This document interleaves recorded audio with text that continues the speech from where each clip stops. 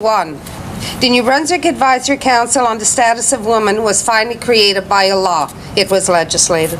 The law gave it an arm's length status and required the government to finance it. The first members were appointed in 1977, and this was also brought in by a Conservative government. It has now a 34-year history of important work behind it. It has won the respect of New Brunswick population. But today we have to fight again to keep the Advisory Council by the same government, a Conservative government.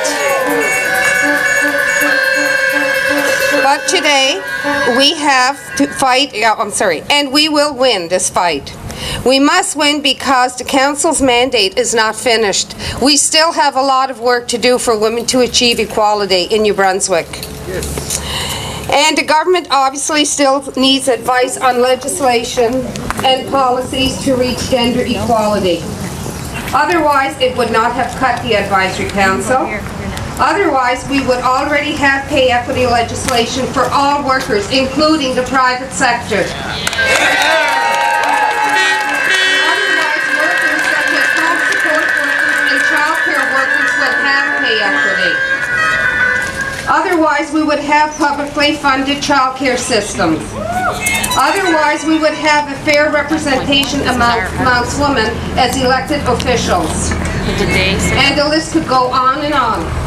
The Coalition for Pay Equity is one of the few women's advocacy organizations in this province. We represent individuals and organizations, and we want legislation to ensure equal pay for work of equal value for all in the province.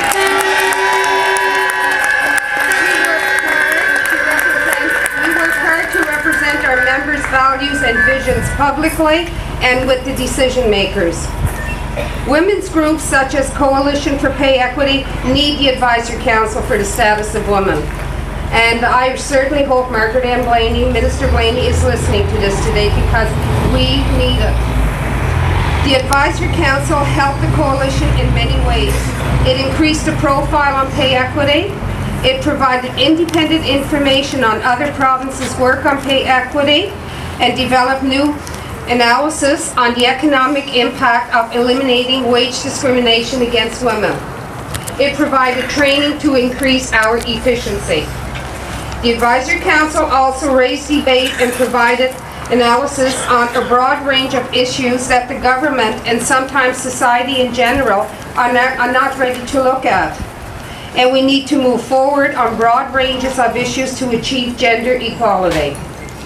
Before he got elected, Premier Allworth promised to consult the population. Aren't women part of the population?